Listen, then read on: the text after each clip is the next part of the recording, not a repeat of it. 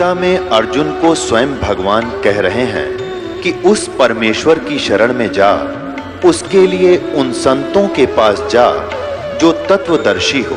इसी प्रकार हजरत मोहम्मद को उनका अल्लाह कह रहा है कि कोई और पूर्ण परमात्मा है, उसको पाने के लिए उन तत्वदर्शी संत की तलाश कर। वो प्रभु कौन है, ये जानने के लिए कृपया अवश्य सुनिए जगत गुरु तत्वदर्शी संत रामपाल जी महाराज के अमृत वचन। नीरू जो है रामानंद ऋषि के पास गया और उससे अपने बच्चे के दुख के बारे में बताया। यो दूध नहीं पीता। रामानंद जी ने फिर कहा कि कुंवारी गाय लाओ, तुम्हारा पुत्र कोई ज्ञानी है, विद्वान पुरुष है, ये आम व्यक्ति नहीं है। वो कुंवारी गाय लाए और फिर उसने उसके दूध से वो तृप्त हुआ। फिर वो तो ये कहने का भाव ये है, जैसा भी है हमने ये देखना है कि ये लीला कबीर साहब ने की, चाहे वो रामानंद ने की कही या वास्तविकता जो गरीबदास जी ने बताई वो सत्य है। और इसमें भी ये प्रमाण है कि बचपन में उनकी परवरिश की लीला कुंवारी गायों से हुई।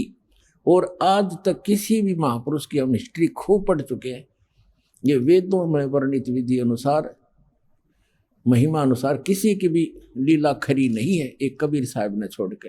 इसे सिद्ध हो जाएगा कबीर इज गॉड। अब देखो, तब जोल्हा मन भया कीन तिवाना, रामानंद सो कही उत्पाना, मैं सुत पायो बड़ो गुणवंता, कारण कौन बखे नहीं संता। हे संत, ये किस कारण से भोजन नहीं खा रहा। रामानंद धान तब धारा, जोल्हा सो तब वचन उचारा, पूर्व जन्म ते ब्राह्मण जाति। तो पहले ब्राह्मण था, तेरी कोई सेवा में कमी होगी, हरी सेवा भूल की नहीं भली भांति, और कुछ तो सेवा हर की चूका, तो कुछ हर की परमात्मा की सेवा में भक्ति में चूक होगी। ताते भयो जुल्हा का रूपा, प्रीति प्रभु गह तोर लीनी, ताते उद्धान में सुत तो दीनी। परमात्मा तेरे से प्रसन्न हो गया तो इसलिए तुझे वहां जंगल में पुत्र दिया। अब नीरू कहता है, हे प्रभु जसकी ना तस पायो, मैंने दिशा क्रियाओं तो भर लिया, पर आरत हो तो दर्शन आयो। मैं दुखी हो करके संकट में तेरे पास आया हूँ। सो कहिए उपाय गुसाई, बालक अक्षुधावत कुछ खाई। रामानंद अस युक्ति विचारा, सुत तुम सुत कोई ज्ञानी अवतारा। तेरा पुत्र कोई विद्वान पुरुष है, कोई अच्छी आत्मा है। बचिया जाही बैल नहीं लागा, वो बचिया ला जिसने बैल ने टच भी नहीं किया हो। सो ले ठाड़ करते ही आगा, उसके पास लाकर खड़ी कर दे। वह कुंवारी बचिया लिया। दूध चले ते थनते दूध धरो छिपाई, अक्स उदावंत जब होवे ता कह देव खवाई। जुल्हा एक बछिया ले आया, कुंवारी बछिया, जाके संग बैल नहीं लागा। और चलो दूत कोई मरम न पावा, चलो दूत जुल्हा हरसाना, राग छिपाए काहू नहीं जाना। अब यहाँ दूत शब्द है ना, इसमें ये भी इन्होंने, अब दूत कौन था जो ये यहाँ लिखा गया, वो परमात्मा आए थे, भगवान शंकर आए थे और वो फिर चले गए, अचानक अंतर ध्यान हो गए। तो उन्होंने ये सोचा था, नीमा ने, ये कोई भगवान का भेजा हुआ दूत था और मैं दूत था और इसने मेरा संकट निवारण कर दिया। अब यहाँ देखो, दूध तब पीवत नाम कबीरा, दूध तब पीवत नाम कबीरा, खेलत संत संग मत धीरा। अपनात्मा हमने सबसे पहले ये पहचान करनी है कि जिस भगवान की, जिस अल्लाह की, जिस खुदा की हम भक्ति कर रहे हैं, वो सचमुच भगवान भी है कि नहीं। बिल्कुल सही है। अब हम कोई सौदा करने जाते हैं, लाल लेते हैं या कोई भी वस्तु लेते हैं, तो अब ये तो देख ले ये वस्तु वो है कि नहीं। तो आज आपके समक्ष हमारे पवित्र सदग्रंथ वेदों ने सिद्ध कर दिया कि भगवान जब शिशु रूप धारण करके आता है, उनकी परवरिश की लीला कुंवारी गायों से होती है। और परमेश्वर ने स्वयं 600 वर्ष पहले यह लीला की, क्योंकि वो तो गुण है, वो करते ही करते हैं। और ये भी वेदों में प्रमाणित है कि ऊपर के लोक में रहता है, सह शरीर है, मनुष्य दृश्य है, देखने में राजा के समान है, सिंहासन पर विराजमान है, वहां से सह शरीर चल के आता है, अच्छी आत्माओं को मिलता है, उनको उपदेश देता है, ज्ञान देता है, कवियों की तरह आचरण करता है, और वो ऐसे गुप्त मंत्र का आविष्कार करता है। और यही आदरणीय गरीबदास साहिब जी ने बता दिया, यही हमारे 600 वर्ष पहले मालिक ने लीला की, उनकी जीवनी में विद्यमान है। तो गरीबदास साहिब जी ने कहा है, हम सुल्तानी नानक तारे दादू को उपदेश दिया, जात जुलाहा भेद न पाया वो काशी मोह कबीर हुआ, अनंत कोट ब्रह्मांड का एक रति नहीं भारे, सतगुरु पुरुष कबीर हैं ये कुल के सर्जनहारे। आगे रामानंद और परमेश्वर की गोष्ठी कभी फिर सुनाएंगे। ऐसा कमाल कर रखा गरीबदास जी ने, यथार्थ चित्रार्थ कर रखी है परमात्मा की आंखों देखी महिमा। तो पुण्यात्मा सौभाग्य आपका, आप वो बच्चे हो भगवान के जो 64 लाख में से हो, और आपको खोज रहा कहीं ना कहीं से ला करके, किसी भी माध्यम से, कोई पुस्तक के माध्यम से, कोई टीवी के माध्यम से, आप वो लाल हो उस परमात्मा के, जिसके लिए ये खुद कहते हैं गोता मारूं स्वर्ग में और जा बैठूं पाताल। गरीबदास कबीर साहब की महिमा गा रहे हैं, गरीबदास ढूंढता फिर अपने हीरे मोती लाल। आप देख रहे हो यहाँ आसपास के क्षेत्र के लोगों को ये विश्वास नहीं हो रहा कि बरवाला में कोई आया है, और आप 1000 2000 1500 500 800 किलोमीटर से आकर मान के बच्चे यहाँ खींचे आ रहे हो, तो आप उस परमेश्वर की विशेष आत्मा हैं। वैसे तो परमात्मा ने कहा कि अब पूरे विश्व को ज्ञान दूंगा, ये सभी मेरे बच्चे हैं, ये थोड़ा लेट आएंगे, पछताएंगे, घना रोया करेंगे इस समय को। और गरीबदास साहब कहते हैं कि ये संसार समझदा नाही, कहंदा श्याम दोपहरे नू, गलत साधनाएं कर रहे हैं, उन्हीं को सत्य मान रहे हैं। इसे गंदे लोक में इतने दुख पा रहे हैं, फिर भी कहते हैं हम ठीक ठाक हैं, यहाँ खाक ठीक ठाक है। आज से कुछ भी है, मुख्यमंत्री है, कल एक्सीडेंट में मर जाता है, खाक ठीक ठाक है, कल गधा बनेगा। तो कहते हैं ये संसार समझदा नहीं, कहंदा श्याम दोपहरे नू, जल रहे हैं धूप में, कह रहे हैं हम ठीक ठाक हैं, श्याम बता रहे हैं इसको। और गरीबदास ये वक्त जात है, रोवोगे इस पैरे नू, ये समझ जाता है हाथ से, फिर रोया करोगे। या अब इस मनुष्य जीवन में ये सत भक्ति नहीं मिली, और दास परमात्मा ने अपना कुत्ता भेज रखा, आपको जगा रहा है, और अब भी नहीं पहचानोगे तो कहते रोया करोगे इस समय को, फिर हाथ नहीं आओगा। समझा है तो सिर धर पाओ, और बहर नहीं रे ऐसा था। बोलो सतगुरुदेव।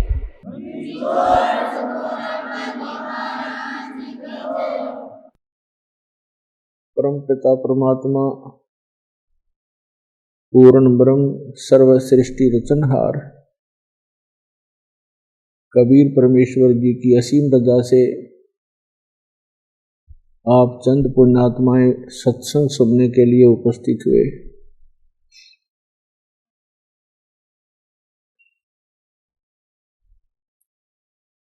सत्संग की प्राप्ति बहुत ही पुण्यकर्मी प्राणी को होती है, बहुत ही दुर्लभ है।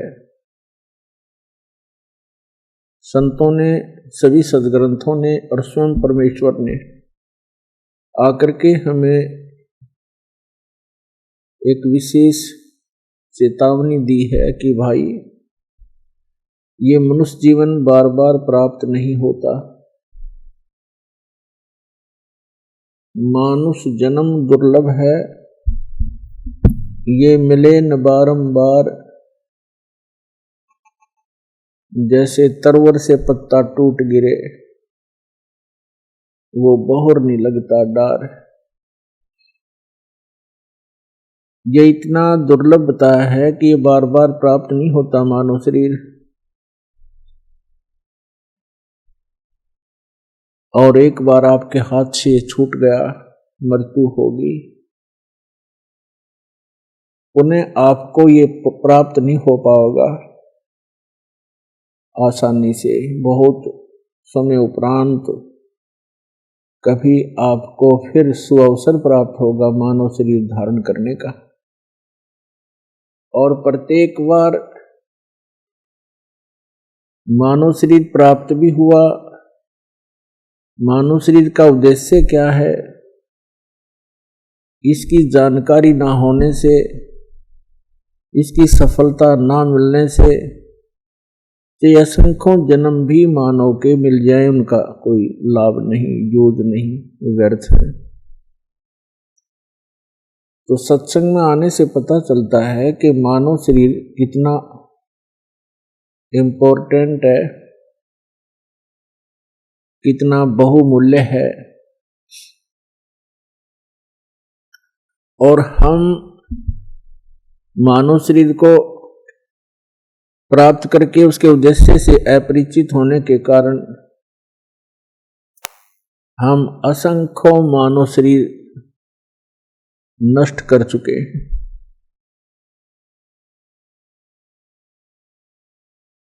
मनुष्य शरीर प्राप्त प्राणी के लिए सबसे पहला काम है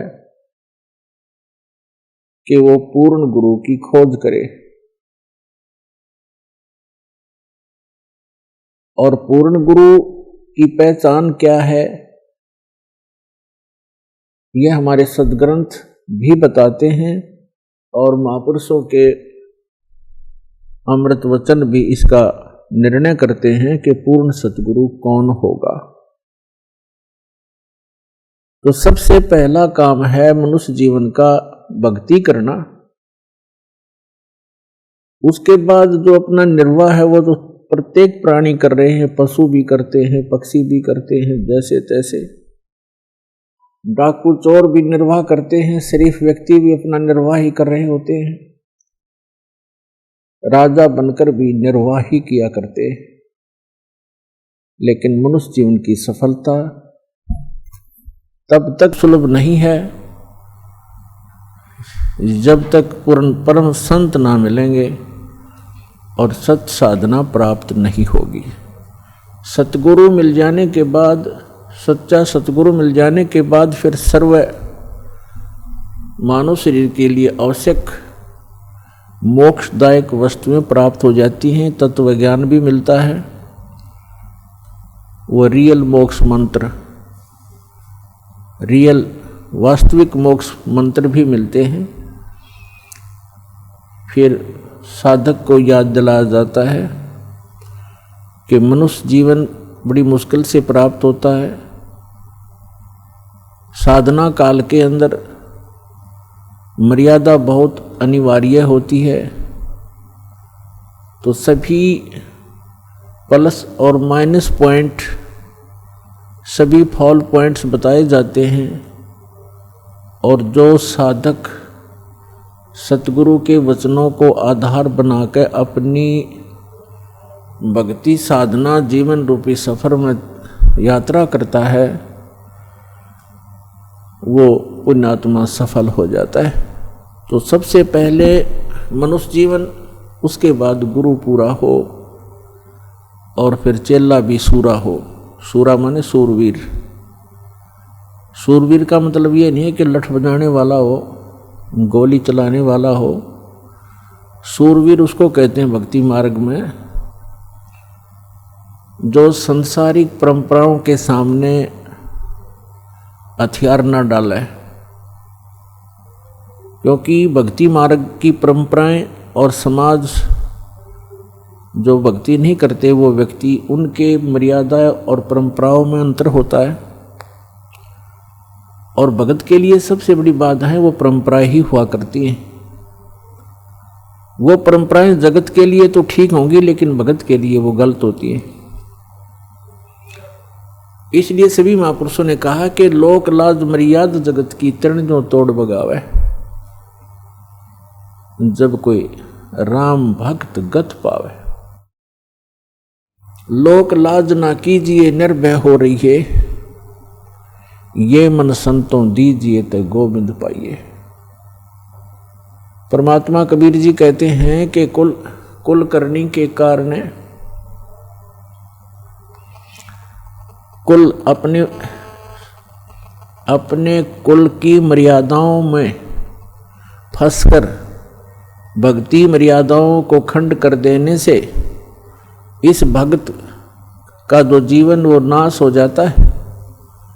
उसके लिए परमात्मा कहते हैं कुल करनी के कारण हंसा गया बिगोए। बिगोए माने भक्ति नाश कर ली उसने अपनी, यदि कुल करनी की तरफ, मर्यादाओं की तरफ देखकर। और फिर ये कुल क्या कर लेगा जब तू चार पांव का हो? वही आपके मित्र, आपके रिलेटिव, आपके कुल के लोग उस समय आपको कोई सपोर्ट नहीं कर पाएंगे जिस समय आप मर्यादा भंग होने से पशु की योनि में चला जाएगा, गधे कुत्ते सूअर बन जाओगे। तो परमात्मा कहते हैं कि कुल करनी के कारण हंसा गया बिगो, और फिर ये कुल क्या कर लेगा जब तू चार पांवों का हो। तो पुण्यात्मा, यदि आपने इस मनुष्य जीवन को सफल बनाना है और युगों युगों से भटक रहे, कष्ट उठा रहे आपके जीव को बचाना है और सतलोक में एक सुखी स्थान, वो अमर स्थान प्राप्त करना है, तो अब सुअवसर है। सब आपको तत्व ज्ञान प्राप्त है, सत मंत्र आपको प्राप्त है। अब आपने देखना है कि आप कितना सफलता प्राप्त कर सकते हो, इसमें कितनी सफलता प्राप्त कर सकते हो। और जो संघर्ष करके सफल हो गए, सदा सदा के लिए सुखी हो जाओगे। अन्यथा जिस लोक में आप रह रहे हो, ये लोक ठीक नहीं। इस जैसा गंदा स्थान कहीं देखने को नहीं मिलेगा अपने ऊपर के लोकों में। और जहां आप सच्चाई होना चाहते, आपको ये मालूम होते हुए कि ना जाने कब हम चले जाएंगे, मृत्यु हो जाएगी, और उसके बाद हमारी आंखें ऐसी बंद कर रखी है अज्ञानता से, हम यही कोठी और बंगले और बैंक बैलेंस, सारा दिन तगड़मबाजी, इसी में जीवन नष्ट कर रहे हैं। ये कोई जीवन है? और परमात्मा ने आकर के सब संतों, उन महापुरुषों को सतलोक दिखाया, वहां से वापस छोड़ा। उन महापुरुषों ने गवाही दी है कि ऐसा स्थान है जहां तुम सदा सुखी रहोगे, और वहां एक बार आपका जन्म होगा, फिर मृत्यु कभी नहीं होगी, आपका परिवार होगा। यहाँ तो पत्थरों के पहाड़ हैं, वहां हीरे और जवाहरात मोतियों के पहाड़ हैं, आपके ठोकरों में पड़े रहेंगे। जिस माया को आप यहाँ छुपाते फिरते हो, वहां आपके चरणों में सदा रहेगी। किसी चीज का अभाव नहीं, कोई रोग नहीं, कोई कोड नहीं। इतना सुंदर शरीर होगा, राग द्वेष नहीं वहां पर, क्योंकि शरीर दूसरा है, स्नायु तत्व से नहीं बना हुआ, स्नायु जुगाड़ से नहीं बना, एक तत्व से बना हुआ है, नूर तत्व से। और वहां सदा सुखी, कोई टेंशन नहीं, कोई रोग नहीं, वृद्ध अवस्था नहीं, मृत्यु नहीं, और यहाँ सारे ही दुख। और फिर भी हम यही चाहते हैं कि यहीं बने रहें, और भक्ति मार्ग को पीछे कर देते हैं और संसारिक कार्यों को आगे रखते हैं। यही दास देख रहा है, 10, 15, 17 वर्ष हो गए दास ने दिन रात यही वचन विचार देते हुए जो भगवान ने बताए थे, और फिर भी इतना असर नहीं हो पा रहा बच्चों पर जितना दास चाहता है, ताकि इनका पीछा छूटे। ठीक है, इस ये भक्ति मार्ग विश्व में 1 नंबर की है। यदि भक्ति करते रहे, पार नहीं होगे, तो यहाँ के सुख भी आपको, ये झूठे सुख भी विश्व में कहीं नहीं मिलेंगे जो यहाँ से ही प्राप्त होंगे। लेकिन ये सुख सा कुछ नहीं है, चाहे पृथ्वी का राजा बन जावे, चाहे इंद्र की गद्दी प्राप्त हो जाए, अपना जीवन नाश करने वाली बात है। तो पुण्यात्मा, परमात्मा कहते हैं, समझा है तो सिर धर पाओ, बहुर नहीं रे ऐसा दाव। यदि आपको ये बात समझ में आ गई है कि मानव शरीर फिर मिलेगा नहीं, और ये अवसर, ये युग, ये भक्ति काल, ये भक्ति युग जो अब आपको प्राप्त है, ये शायद कभी प्राप्त ना हो आने वाले युगों में। आज जो मानव शरीर प्राप्त प्राणी हैं, बहन हैं, भाई हैं, बुजुर्ग हैं, बच्चे हैं, वो बहुत ही पुण्यकर्मी हैं, और जिनको सतलोक आश्रम बरवाला से दीक्षा प्राप्त हो गई, उनका तो कहना ही क्या है, वो कितनी पुण्यकर्मी प्राणी हैं। लेकिन सफल नहीं हुए तो सब आपका प्रयत्न विफल, और ना जाने कितने कष्ट फिर आने वाले जीवनों में प्राप्त हो जाएंगे। इसलिए आपको बार बार सतर्क किया जाता है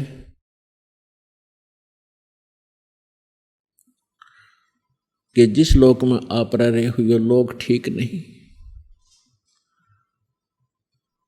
हम क्या मांगते हैं परमात्मा से? संपत्ति दे दाता, घना धन दे दे, कोठी और कार दे, बेटा और बेटी दे। परमात्मा कहते हैं ये तो मैं आप ही दे दूंगा, तुम्हें मांगने की भी आवश्यकता नहीं पड़ेगी जिस दिन आपका हृदय निर्मल हो जाएगा और मेरे ऊपर समर्पित हो जाओगे। लेकिन जो तुम मांगने आते हो वो वस्तु मांगने की नहीं है। आप जी मांगिए, भक्ति दान गुरु दीजियो देवन के देवाओ। भक्ति दान गुरु दीजियो देवन के देवाओ। जन्म पाया भूलूं नहीं करहूं पद सेवा हो। जन्म पाया भूलूं नहीं करहूं पद सेवा हो। भक्ति दान गुरु दीजियो देवन के देवाओ। भक्ति दान गुरु दीजियो देवन के देवाओ। जन्म पाया भूलूं नहीं करहूं पद सेवा हो। जन्म पाया भूलूं नहीं करहूं पद सेवा हो। तीर्थ व्रत मैं नहीं करूँ ना मंदिर पूजाओ। तीर्थ व्रत मैं नहीं करूँ ना देवल पूजाओ। मनसा वाचा कर्मणा मोहे और न दूजा हो। मनसा वाचा कर्मणा मोहे और न दूजा हो। भक्ति दान गुरु दीजियो देवन के देवाओ। भक्ति दान गुरु दीजियो देवन के देवाओ। जन्म पाया भूलूं नहीं करहूं पद सेवा हो। अष्ट सिद्धि और नौ निधि बैकुंठ का वासाओ। अष्ट सिद्धि और नौ निधि बैकुंठ का वासा हो। सो मैं तुमसे न मांगता सब थोथरी आशाओ। सो मैं तुमसे न मांग हूँ सब थोथरी आशा हो। भक्ति दान गुरु दीजियो देवन के देवा हो। भक्ति दान गुरु दीजियो देवन के देवाओ। जन्म पाया भूलूं नहीं करहूं पद सेवा हो। सुख संपत्ति परिवार धन और सुंदर नारी हो। सुख संपत्ति परिवार धन और सुंदर नारी हो। सपने में इच्छा नहीं करूं गुरु आने तुम्हारी हो। सपने में इच्छा नहीं करूं गुरु आने तुम्हारी हो। भक्ति दान गुरु दीजियो देवन के देवाओ। भक्ति दान गुरु दीजियो देवन के देवाओ। जन्म पाया भूलूं नहीं करहूं पद सेवा हो।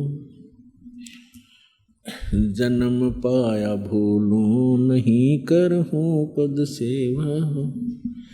धर्मदास की विनती समर्थ चत दीजो हो। धर्मदास की विनती समर्थ चत दीजो हो। आवागमन निवाय न्यवार के अपना कर लीजो हो। आवागमन न्यवार के अपना कर लीजो हो। भक्ति दान गुरु दीजियो देवन के देवाओ। जन्म पाया भोलो नहीं करहूँ पद सेवा हो। जन्म पाया भोलो नहीं करहूँ पद सेवा हो। क्या बताते हैं, आदरणीय धर्मदास साहिब जी परमात्मा से परिचित हुए, सचखंड सतलोक देखकर वापस आए। वहाँ के सुख को देखकर फिर यहाँ के सुख से परिचित होकर के उन्होंने कहा था कि जो साधनाएं आप जी ने हमें बताई हैं परमेश्वर, ये सच साधना है।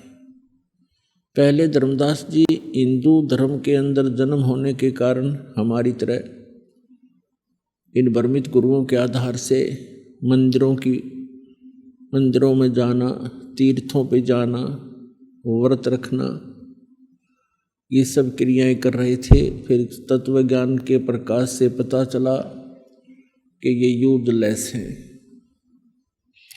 आन उपासना है ये। तो उसके बाद कहते हैं कि तीर्थ व्रत में नहीं करूं और ना मंदिर पूजा हो, और मनसा वाचा कर्म ना मोय और न दूजा हो। कि परमात्मा आपके अतिरिक्त, आपके बताए गए भक्ति मार्ग के अतिरिक्त मनसा वाचा कर्मणा यानी 3 वचन से भी मैं कभी भी अन्य साधना नहीं करूँगा। फिर बताते हैं अष्ट सिद्धि और 9 निधि और वैकुंठ का वासा हो, स्वर्ग की प्राप्ति भी दाता मैं नहीं चाहूँगा, क्योंकि स्वर्ग में गए हुए प्राणी भी अपना पुण्य नाश करके पुनः फिर पृथ्वी पर आते हैं कष्ट भोगने के लिए, अपने पाप कर्मों का कष्ट उठाने के लिए। परमेश्वर कबीर जी ने अपने तत्व ज्ञान में बताया है कि जितने भी स्वर्ग हैं ऊपर के लोकों में, वो ऐसे समझो जैसे रेस्टोरेंट होते हैं। जैसे गर्मियों के मौसम में धनी लोग कुल्लू मनाली शिमला साइड में चले जाते हैं, 50-60 हज़ार रुपये ले जाते हैं 2 महीने के लिए। वहाँ होटल में कमरा बुक करा लेते हैं किराए पर। सब कुछ उनकी जेब से खर्च होता है, वहाँ उनका फील्ड नहीं है, वो वहाँ इनकम नहीं कर सकते, केवल खर्च ही कर सकते हैं और बैठकर अपनी पूंजी का वो प्रयोग कर सकते हैं, उसको खर्च कर सकते हैं और वहाँ के जो वातावरण का वो कुछ समय के लिए आनंद उठा सकते हैं अपनी पूंजी से। और जब उनकी पूंजी खिसक जाती है, ख़त्म हो जाती है, अपने आप वहाँ से चलने के लिए विवश हो जाते हैं और अपने कर्म क्षेत्र में आकर के फिर वो सारा वर्ष 10-11 महीने फिर से प्रयत्नशील रहते हैं। धन बचा तो वो बकवादों के लिए तो वहाँ जा पाएंगे पुणे वो शिमला में अगले महीने, और नहीं बचा तो रोटी के भी समस्या हो सकती है, तो वो भी गई सुविधाएं। तो इस प्रकार परमात्मा ने बताया है कि आप जी जो धर्म करते हैं और ये अन्य साधनाएं जो करते हो अन्य देवताओं की, ये केवल आपको स्वर्ग प्राप्ति तक करा देंगे और आप स्वर्ग में अपने पुण्यों को, जैसे शिमला और कुल्लू मनाली के अंदर रेस्टोरेंट में अपना भौतिक धन नाश करते हैं, वहाँ आध्यात्मिक धन नाश होता है। और वहाँ के होटल के मालिक जो भी देव हैं वो आपसे चार्जिंग लेते हैं आपके पुण्यों से और वहाँ का किराया लेते हैं, तब आपको वहाँ की सुविधाएं उपलब्ध करा देते हैं और अपनी पूंजी अपने पुण्य को नाश करके समाप्त करके प्राणी पुनः फिर यहीं पृथ्वीलोक पर गधे कुत्ते सुअर की योनि में भटक रहा होता है। तो यहाँ क्या बताते हैं कि अष्ट सिद्धि और 9 निधि वैकुंठ का वासा हो, स्वर्ग का निवास भी मुझे नहीं चाहिए। सो मैं तुमसे ना मांग हूं, सब थोथरी आशा हो। ये सब थोथी आशाएं हैं, वे यूजलेस हैं, ये स्थायी सुख नहीं है। तो कहने का भाव है, परमात्मा कहते हैं सर्व सोने की लंका थी वो रावण से रणधीरम, एक पलक में राज बिराजी जम के पड़े जंजीरम। सर्व सोने की लंका थी रावण से रणधीरम, एक पलक में राज बिराजी फिर जम के पड़े जंजीरम। देखो, हम यदि किसी के पास 200 ग्राम गोल्ड हो जाता है तो फूला नहीं समावे, 6 जगह छुपावे हैं, और पता नहीं के सोचा फिर उसके बारे में यूँ कर दूँ यूँ कर दूँ। परमात्मा कहते हैं सर्व सोने की लंका थी और वो रावण से रणधीरम, एक पलक में राज विराजी और फिर जम के पड़े जंजीरम। मन तो सुख के सागर बसरे भाई और न ऐसा यसरे। आप तो 100-200 ग्राम सोना हो जाता, वो तो घना मुश्किल से मिलेगा किसी के पास। बस इन्होंने सोचा पता नहीं क्या मिल गया मुझे, एक कोठी हो जाए, कार हो जाए, कोई फैक्ट्री बना ली। तो पुण्यात्मा, या भूल लगी हुई आपके, इस संसार से वापस हटना पड़ेगा। आपने परमात्मा के ज्ञान को आधार बना कर जीना पड़ेगा, तब आप सफल हो पाओगे। आपको यहाँ भी सुख मिलेंगे, यहाँ के सुख भी आपको तभी भगवान देगा जिसमें आप उस मालिक पर समर्पित हो जाओगे कि मनसा वाचा कर्मणा अमोई और न दूजा हो। मेरे को मन कर्म वचन से परमात्मा आपके ज्ञान और आपकी भक्ति और उस परमात्मा आपके अतिरिक्त कुछ भी नजर नहीं आएगा। फिर आप रोज बरकत देखना, आपके घर में सारे सुख देगा, काल से बचावेगा, जंजाल से बचावेगा और अकाल मृत्यु से बचाएगा। अब हम पुण्यात्माओं ज्ञान तो सुन लेते हैं और भक्तों के साथ हो रहे लाभ भी हम सुनते हैं, फिर हमारे को नहीं लाभ मिलते हैं। उसका कारण क्या है, उसके ऊपर भी आपने बहुत विवेचन करना पड़ेगा, तभी आप इस भक्ति मार्ग पर चल पाओगे। उसके कई कारण होते हैं। जैसे एक भक्त ने दीक्षा ली और तुरंत ही राहत मिल गया उसको, और दूसरे भक्त ने दीक्षा उसी दिन ली और 6 महीने हो गए, उसको राहत नहीं मिल पा रहा है। तो पुण्यात्मा, और राहत तो मिलेगी उसको भी।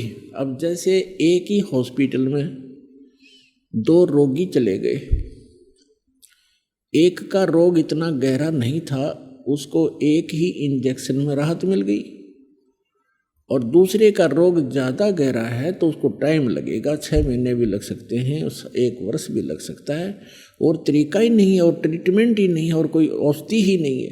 तो उसको पूरा ही करें, ये ना देखे कि उसको तो कल छुट्टी मिल गई, मैं अभी यहीं लेटा हूँ। तो डॉक्टर कोई बालक नहीं, अज्ञानी नहीं। तो इसी प्रकार ये सोचे कि युगों युगों के कष्ट, युगों युगों के पाप हम संग्रहित किए फिर रहे हैं, अभी तक इसका सुचारू उपचार करने वाला कोई मिला नहीं था। अब परमात्मा ने वो सारी औषधि उपलब्ध करा रखी हैं, इसमें थोड़ा धैर्य चाहिए। फिर परमात्मा कहते हैं धीरे धीरे रे मना, धीरे सब कुछ होवे, माली सींचे 100 घड़ा, ऋतु आए फल ओवे। अभी तक जितो भी साधना पृथ्वी पर कोई कर रहा है, किस ब्रह्मांड में कर रहा है, उसकी भक्ति शास्त्र अनुकूल नहीं है। पूर्व जन्म के शुभ संस्कारों से उसे कोई लाभ भी हो रहा है तो उसकी पिछली बैटरी चार्ज थी उसी से लाभ हो रहा है, भविष्य का भक्ति क्रम उसको नहीं प्राप्त हो रहा। तो अब आपने ये यथार्थ भक्ति मार्ग का पौधा बीजा है आम का, और पहले हमने बबूल बो रखी थी, तो अब आम का पौधा बीजा है। तो पौधा बीजने के बाद उसकी सिंचाई करते हैं, उसकी सुरक्षा करते हैं और उसमें उसको समय देते हैं। धीरे मालूम होता है कि ये आम का पौधा है, बड़ा होगा, पेड़ बनेगा, और पेड़ बनने के बाद फिर देखना फल कैसे लदपद को हो जाएंगे। तो इसी प्रकार ये सत्य नाम रूपी आम का जो पेड़ आपने बोया है पौधा, इसको पेड़ बनने दो, जल्दी ना करना, फिर देखना। परमात्मा कहते हैं धीरे धीरे रे मना, धीरे सब कुछ हो, और माली सींचे 100 घड़ा। माली माने बुद्धिमान व्यक्ति जो उस प्रोसेस से परिचित है, सैकड़ों घड़े पानी डालता ही रहता है वो प्रतिदिन। तो ये 2-4 वर्ष के अंदर वो उसमें सैकड़ों घड़ा पानी डाल देता है और फल फिर भी नहीं लग रहे होते हैं, लेकिन वो परिचित व्यक्ति है उसका, वो हिम्मत नहीं हारता, उसको विश्वास है कि इसको फल लगेंगे। तो ठीक इसी प्रकार परमात्मा कहते धीरे धीरे रे मना, धीरे सब कुछ हो, माली सींचे 100 घड़ा, ऋतुआएं फल हो। तो इस प्रकार पुण्यात्मा इस भक्ति मार्ग के अंदर सबसे पहले ज्ञान पूरा हो। परमात्मा कहते हैं कि ज्ञान संपूर्ण हुआ नहीं, अर्धा नहीं छिदाए, और देखा देखी भक्ति का रंग नहीं ठहरा है। जब तक ज्ञान पूरा नहीं होगा और आप केवल इसीलिए यहाँ आ जाते हो कि देखिए फलाने भक्त को इतना लाभ मिल गया है, और आपको भी मिल गया लाभ आते ही, 1 मिल गया, 2 मिल गए, 3 मिल गए, और चौथा ना मिला आपको लाभ, जो देना आवश्यक नहीं होगा भगवान को, भगवान के लिए, तो वो जिसको ज्ञान संपूर्ण नहीं है तो उस चौथी बार लाभ ना होने से ही वो विमुख हो जाएगा, और तो कहीं मिलना ही नहीं, फिर यहाँ से और खत्म हो जाता है वो व्यक्ति। तो इसके लिए परमात्मा कहते हैं ज्ञान संपूर्ण हुआ नहीं, अर्धा नहीं छिदाए, हृदय के अंदर कसक नहीं बनी कि सचमुच ये ज्ञान यही है, पृथ्वी पर भगवान है तो यही है, और समाधान है तो यही है, और हमें लाभ नहीं हो रहा है तो कोई रजा है दाता की, कभी तो सुनेंगे। उसके लिए क्या बताया भगवान ने, राम नाम रटते रहो, राम नाम रटते रहो, जब तक घट में प्राण, कभू तो दीन दयाल के हे भनक पड़ेगी कानू। उसके लिए तरीका बताया है कि जो भक्ति दे रखे इसको करते ही रहना, और कभी तो दीन दयाल के कानों में भनक पड़ेगी, कभी सुनेगा गरीबों की, अवश्य सुनते। तो इस दृष्टिकोण से इस मार्ग को सफल बनाना है। और वैसे परमात्मा से कोई चीज़ छुपी नहीं है, उनको सब मालूम है मेरे बच्चों को किस वस्तु की आवश्यकता है और कौन सी कब देना है ना देना है। तो हमने केवल एक हठ नहीं बनाना होता कि हमें ये काम हुआ तो ठीक है, नहीं तो भगवान नहीं है। परमात्मा जैसे डॉक्टर के ऑपरेशन थिएटर में आने के बाद मरीज की नहीं चलती, और वहाँ यदि मरीज अपनी चलाता है, डॉक्टर के ट्रीटमेंट में डिस्टर्बेंस करता है, तो सफलता नहीं पाता। तो आप जी को जिस दिन दीक्षा मिल जाती है, आपका प्रवेश हो जाता है इस जन्म मरण के रोग काटने वाले हॉस्पिटल में, और फिर काम परमात्मा का है, वो कैसे आपको कौन से लाभ दे, कौन से छोटे मोटे कष्ट भी देने होते हैं। जैसे इंजेक्शन लगाता है डॉक्टर तो भी कष्ट होता है, तो कष्ट नहीं होता, वो ट्रीटमेंट का एक हिस्सा है। ठीक इसी प्रकार छोटे मोटे अगर फिर भी कष्ट आते हैं तो परमात्मा के ट्रीटमेंट के हिस्से ही समझना उनको।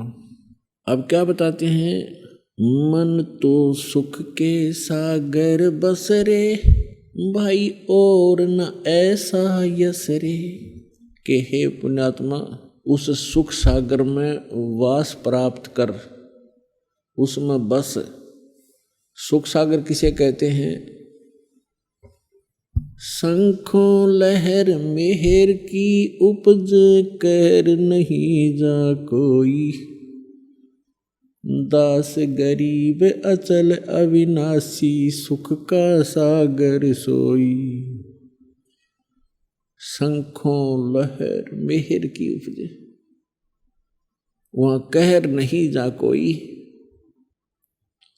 उस सतलोक के अंदर शंखों लहर मेहर की उपज।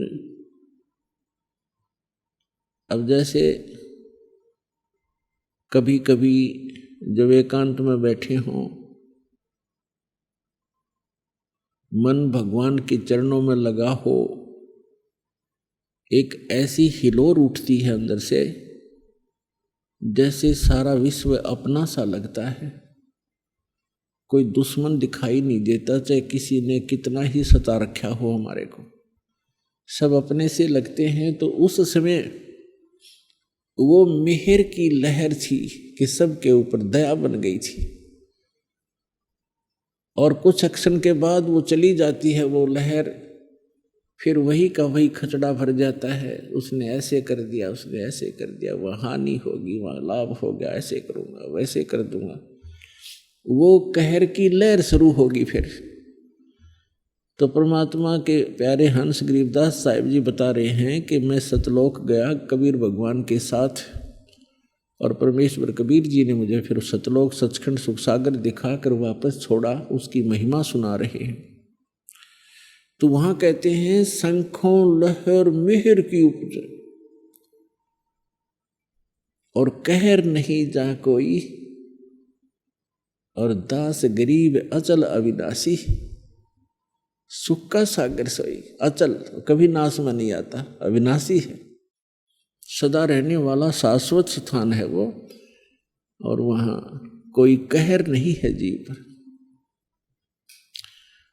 तो परमात्मा गरीबदास साहिब जी कह रहे हैं कि मन तू सुख के सागर बसरे और ना ऐसा यश रे। अब यहाँ की फोकट महिमाओं को आप उस यश मानते हो, जैसे कोई अच्छा धार्मिक या कोई राजनेता हुआ है, उसने किसी वर्ग विशेष के लिए कोई अच्छा काम कर दिया है, अच्छी बात है। राजनेताओं का, धर्म नेताओं का काम तो परमार्थी होता है, अच्छी बात है। और वो भक्ति ठीक कर नहीं पाए तो उनका स्टैच्यू बना दिए जाते हैं, उनकी यादगारें बनाई जाती हैं, उनके ऊपर उनकी मूर्तियां रखी जाती हैं, वर्ष भर में उनके ऊपर मालाएं फूल चढ़ाए जाते हैं, और उनकी खूब आदर सत्कार किया जाता है। उनका बहुत बड़ा यश चल रहा होता है, महिमा। तो परमात्मा कहते हैं कि जो सत भक्ति नहीं करता, चाहे प्रधानमंत्री हो चाहे राष्ट्रपति हो सारी पृथ्वी का, तो अगले जन्म में वो मनुष्य जीवन नहीं प्राप्त करता, पशु योनि में जाता है, या पक्षी की योनि पाता है, अन्य प्राणियों की योनियां प्राप्त करता है। और यहाँ तो उसकी मूर्ति की महिमा हो रही है, उसके ऊपर धूप दीप लगाए जा रहे हैं, मालाएं डाली जा रही हैं एक वर्ष के अंदर, और वो मनमाना कौवा बन के उसी मूर्ति, अपनी मूर्ति के ऊपर बीट कर रहा होता है। तो ये खाक यश है। तो यहाँ बताते हैं मन तो सुख के सागर बसरे भाई और न ऐसा यश रे। इसके बराबर कोई यश नहीं, कोई महिमा नहीं तेरी, तो यहाँ से पीछा छुटवा ले, सतलोक में चल, वह सदा सुखी रहेगा, और न ऐसा यश रे। सर्व सोने की लंका होती रावण से रणधीरम, एक पलक में राज बेराजीव जम के पड़े जंजीरम मन तू सुख के सागर बस रे भाई और न ऐसा यस रे मन तू सुख के सागर बस रे भाई और न ऐसा यस रे। उदय अस्त बीच राज चले थे ऐसी जन ठकुराई। उदय अस्त बीच चक्कर चले थे ऐसी जन ठकुराई। चुन कर ईश्वर कल्प करी जा खोज न पाया राई मन तू सुख के सागर बस रे भाई और न ऐसा यस रे मन तू सुख के सागर बस रे भाई और न ऐसा यस रे।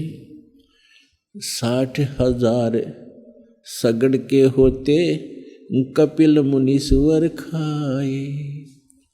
60,000 सगड़ के होते कपिल मुनीश्वर खाए। एक पुत्र उत्तान पात का स्वर्ग में पद पाए मन तू सुख के सागर बस रे भाई और न ऐसा यस रे मन तू सुख के सागर बस रे भाई और न ऐसा यस रे। भाई राम नाम पर लाद पढ़े थे एरण्य से पूना भाई। राम नाम पर लाद रटे थे एरण्य से पूना भाई। नरसिंह रूप धरे नारायण खम्ब पाड़ के आए मन तू सुख के सागर बस रे भाई और न ऐसा यस रे मन तू सुख के सागर बस रे भाई और न ऐसा यस रे। नामदेव नाम निरंजन राते जाकी छान छवाई। नामदेव नाम निरंजन राते जाकी छान छवाई। एक पलक में देवल फेरा वह मर्तक गौ जवाई मन तू सुख के सागर बस रे भाई और न ऐसा यस रे मन तू सुख के सागर बस रे भाई और न ऐसा यस रे।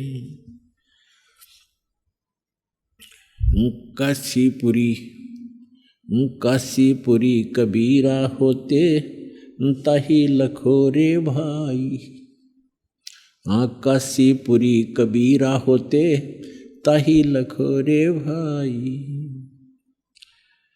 बन के सो बंजारा उतरे 9 लाख बौलद आई मन तू सुख के सागर बस रे भाई और न ऐसा यस रे मन तू सुख के सागर बस रे भाई और न ऐसा यस रे। भाई कनक जनेऊ कंद दिखाया भक्ति करी रविदासा। कनक जनेऊ कंद दिखाया भक्ति करी रविदासा।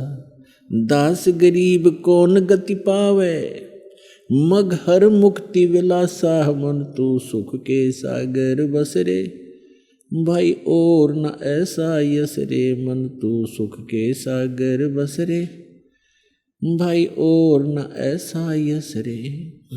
आइए अब हम उन श्रद्धालुओं के अनुभव जानते हैं जो जगत गुरु तत्वदर्शी संत रामपाल जी महाराज जी से दीक्षा प्राप्त कर चुके हैं तथा उनके द्वारा बताए गए भक्ति मार्ग पर चल रहे हैं। नमस्कार सर। नमस्कार सर जी। सर क्या नाम है आपका? ये अखिलेश चौहान नाम है मेरा। अखिलेश जी आप कहाँ से हैं? जी मैं काशीपुर जिला उधम सिंह नगर उत्तराखंड से आया हूँ। अखिलेश जी संत रामपाल जी महाराज से नाम दीक्षा आपने कब ली? जी संत रामपाल जी महाराज जी से दीक्षा मैंने 2013 7 फरवरी को ली। अखिलेश जी संत रामपाल जी महाराज से नाम दीक्षा लेने से पहले आप क्या भक्ति साधनाएं करते थे? जी संत रामपाल जी महाराज जी से जुड़ने से पहले देवी देवता की पूजा करना, बृहस्पति देव का व्रत रखना, केले के जड़ में पूजा करना, पीले कपड़े पहनना और पीला भोजन करना, ये सारी प्रक्रिया करते थे। क्योंकि हमारे परिवार में शुरू से ही जो बृहस्पति देव को इष्ट रूप में पूजा जाता था और हमारी माता श्री भी इनकी बहुत अच्छी भक्त थी, लेकिन हमें इनसे कोई वृद्धि या कोई लाभ नहीं मिला। अखिलेश जी, संत रामपाल जी महाराज की शरण में आप कैसे आए? जी, संत रामपाल जी महाराज जी के शरण में हम इस तरह से आए कि हमारी मामी है रिश्तेदारों में, उनके पेट में जो है पथरी थी गुर्दों में। वो 20 साल से करीब परेशान थे गुर्दे की पथरी से। वो दवाई खाते थे, डॉक्टरों ने ऑपरेशन बताया था उनका, लेकिन गरीब परिवार होने की वजह से उनका ऑपरेशन नहीं हो पाया, जिससे वो दर्द के मारे काफ़ी परेशान रहते थे। तो हमारे मामा श्री हैं वीरेंद्र सिंह चौहान, उनको ज्ञान गंगा किताब मिली चंडीगढ़ में, उन्होंने वो पढ़ी। पढ़ने के बाद उन्होंने इंटरव्यू पढ़ा उसके अंदर कि हुड्डा जी की लड़की का कैंसर ठीक हो गया। तो उन्होंने हुड्डा जी को फ़ोन लगाकर पूछा कि आपका कैंसर सही हो गया? संत रामपाल जी महाराज जी के जुड़ने के बाद उन्होंने कहा हाँ जी सही हो गया, और आप भक्ति कर सकते हो, मर्यादा में रहेगा तो आप भी सही हो जाओगे। भगत जी जो है हमारे जो राणा जी हैं वो संत रामपाल जी महाराज जी के यहाँ गए, नामदान लिया उन्होंने, और उनकी जो पत्नी थी उनके पेट की पथरी जो थी वो सही हो गई, उनका कोई दर्द नहीं होता। उन्होंने आके हमको बताया भाई आपके पैरों में दर्द रहता है और आप वहाँ चले जाओ, नाम ले लोगे तो सही हो जाओगे। तो साहब हम इस दौरान संत रामपाल जी महाराज जी के शरण में गए। संत रामपाल जी महाराज की शरण में आने के बाद क्या आपको कोई लाभ भी मिले? जी, लाभ तो सर जी हमारे पास कई हुए हैं मालिक की दया से, संत रामपाल जी महाराज जी की दया से बहुत लाभ हुए हैं, और ये जीवन ही हमारा संत रामपाल जी महाराज जी की दया से है। जी, पहला लाभ मैं ये बताना चाहूँगा आपको कि मैं नशे से बहुत ज़्यादा परेशान था। इतना ज़्यादा परेशान था कि पूरे दिन काम करना और शाम को नशा करना, कि शाम को 5 बजने के बाद ऐसा लगता था कि अब हमें जो है शराब की हट्टी पे जाना है, कोई सी भी दारू मिले कैसी मिले कहीं पे भी हो वहाँ पहुँचना है और उसे पीना है। पीने के बाद इतनी पी लेते थे कि कभी छत से कूद जाओ या आत्महत्या कर लो, मर जाओ, कि अंदर कोई प्रेत घुस गया वो दारू पी रहा है और मारने की बातें कर रहा है। इसी दौरान हम दारू पी के अपनी छत से कूद गए, किसी परिवार में बीमार हुआ और छत से कूद के दर्द जी हमारे दोनों टांग फ्रैक्चर हो गई, रीढ़ की हड्डी फ्रैक्चर हो गई। करीब 3 साल हम लंगड़ेपन से रहे। सबसे पहला तो हमें ये लाभ हुआ मालिक के संत रामपाल जी महाराज जी की शरण में जाकर कि मेरी ये टांग करीब 4 साल सर जी में लंगड़ा रहा।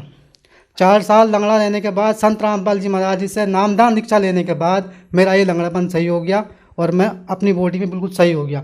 मेरा 2013 से पहले 35 किलो शरीर में वजन था और ब्लड नहीं था बिल्कुल भी। डॉक्टर कहते ब्लड चढ़वाओ, ग्लूकोज चढ़वाओ। संत रामपाल जी महाराज जी की शरण में आने के बाद मैंने 4 बार ब्लड दे चुका हूँ।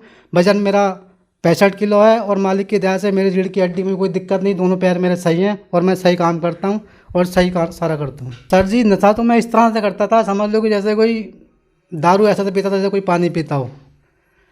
हमारी 4-5 नशा करने वालों की टीम थी, वो कहते थे मैं तुझसे ज़्यादा पी जाऊँ, मैं तुझसे ज़्यादा पी जाऊँ। तो 2-2 3-3 बोतल हम पी जाते थे, हमें ये पता नहीं चलता कि दारू कितनी पी रहे हैं, कि समझ लो कोई भूत घुस के अंदर आके पी रहा, पता ही नहीं चल रहा। और उसके बाद कभी कभी ऐसा होता था कि एक पैक पिया और साहब छत से कूद गए, लड़ाई झगड़े करने लगे। सुल्फा भी पी लिया, शराब भी पी ली और कैप्सूल भी खा ली, फिर भी नशा नहीं हुआ। इतना नशा करते थे हम। और जैसे काम करते थे, मैं पेंटिंग का काम करता हूँ, ठेकेदारी करता हूँ, मालिक से पैसे लिए और नशा करने चले गए। नशा करके लौट के आए तो सारे पैसे गायब, सब खत्म, कुछ है ही नहीं। नशा तो इतना ज़्यादा करता था मैं, कई बार आत्महत्या करने की कोशिश करी नशा करने के बाद कि नशा किया और साहब ट्रेन की पटरी के नीचे जाकर लेट गए, कि ये झगड़ा कर लिया, पिट के आ गए, उससे बेफजूल के सारे काम करते थे। और नशा से कुछ हम इतने परेशान थे, नशा छुड़ाने के लिए 2006 में, नशा मुक्ति करने के लिए 2006 में संत राम रहीम जी के पास मैं उनकी शरण में गया। उनसे बोला कि साहब हमारा नशा मुक्त करा दो, हम आपकी जो हमें बताओगे हम उस तरह से साधना करेंगे। हम उनके पास गए। जाने के बाद क्या हुआ, वो सामने राम रहीम जी सामने बैठे, हम नीचे बैठे, पंडाल में बैठे थे। तो नशे की इतनी बुरी आदत थी कि हम संत राम रहीम जी के आश्रम के अंदर भी सुरती मल के खाए। वहाँ भी हमारा वहाँ जाकर नशा नहीं हुआ, क्यों, हम नशे से ज़्यादा ही परेशान थे। लेकिन वहाँ पर उन्होंने एक बात बता दी थी कि भाई साहब आपका नशा मुक्त हो जाएगा, आप साधना करना और साधना करने के बाद जो है आप बिल्कुल सही हो जाओगे।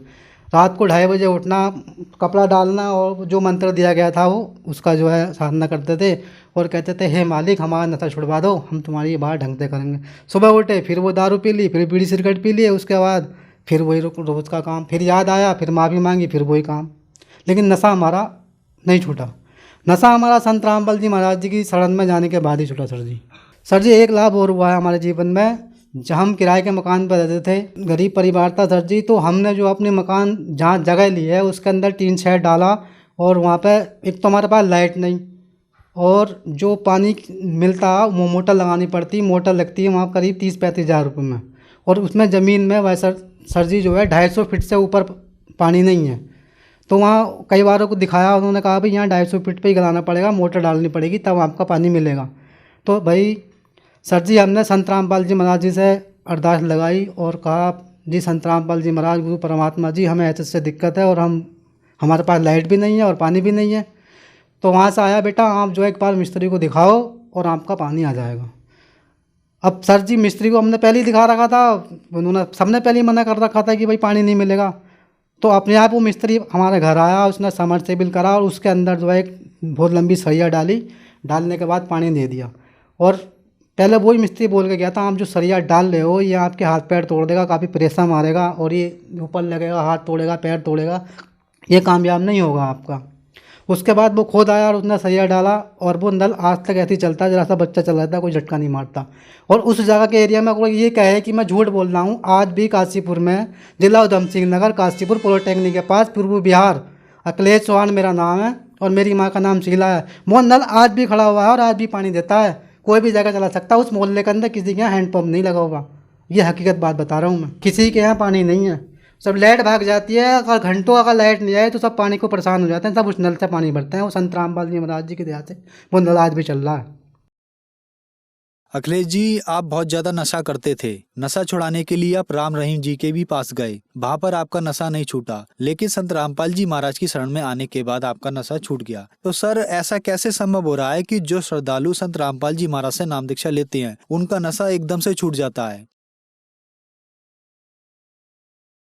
जी सर जी देखो ये तो ऐसा है ना, जितने भी इससे पहले और भी संत हैं औरों के पास भी जा रहे हैं, नशा मुक्ति के लिए जा रहे हैं, रोग ठीक कराने जा रहे हैं, जैसे भी जा रहे हैं, तो वहाँ पे जो है ना पूर्ण शक्ति नहीं है, पूर्ण परमात्मा नहीं है, वहाँ पे जो पावर मिलनी चाहिए वो नहीं मिल रही है। हम राम जी के यहाँ गए, उन्होंने हमें मूल मंत्र दिए, लेकिन वो मूल मंत्र उन्होंने काम नहीं किया, क्योंकि उनके जो देवी देवताओं के मूल मंत्र हैं वो और किसी संत के पास है ही नहीं। और यहाँ जो संत रामपाल जी महाराज जी के पास जो भी भक्त आता है या जो भी कोई जगत का आता है या कहीं की भक्ति करने वाला आता है, उसको सही भक्ति मिलती है, सही राह मिलती है, सभी देवी देवताओं के सच्चे मंत्र मिलते हैं, जिन मंत्रों का जाप करने से आपके सारे रोग दूर हो जाते हैं, सारा नशा दूर हो जाता है, सारी बीमारी दूर हो जाती है। अखिलेश जी आज टीवी पर आपको लाखों दर्शक देख रहे हैं, उनके लिए आप क्या कहना चाहेंगे, खास करके उन व्यक्तियों के लिए जो अपना नशा छोड़ना चाहते हैं लेकिन नहीं छोड़ पा रहे हैं? देखो सर जी मैं उनके लिए ये कहना चाहूँगा, सबसे पहली बात तो यह है कि बंदा नशा खुद नहीं करता, उसको एक आदत पड़ जाती है करने की। फिर कुछ हमारे पितर पूत प्रेत ऐसा होता है अंदर घुस जाते हैं बॉडी के अंदर, वो नशा करता रहता है, हमें पता नहीं चलता हम कर क्या रहे हैं।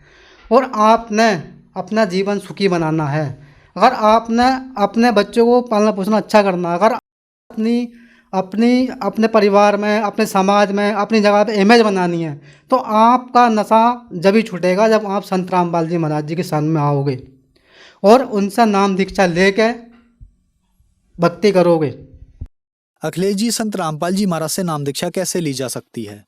सर जी संत रामपाल जी महाराज जी से दीक्षा लेने के लिए विभिन्न चैनलों पे सत्संग चल रहे हैं और आप उन पर संपर्क करो। पुस्तक ज्ञान गंगा, जीने की राह, गीता तेरा ज्ञान अमृत, ये उनके संत रामपाल जी महाराज जी के भगत जो है वो बांटते हैं, फ्री सेवा करते हैं, उनको पढ़ो, उनसे लो, समझो और संत रामपाल जी महाराज जी से दीक्षा लीजिए। धन्यवाद सर। साहिब।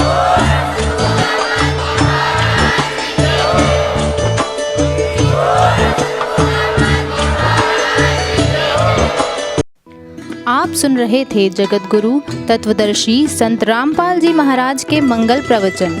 अधिक जानकारी के लिए संपर्क करें।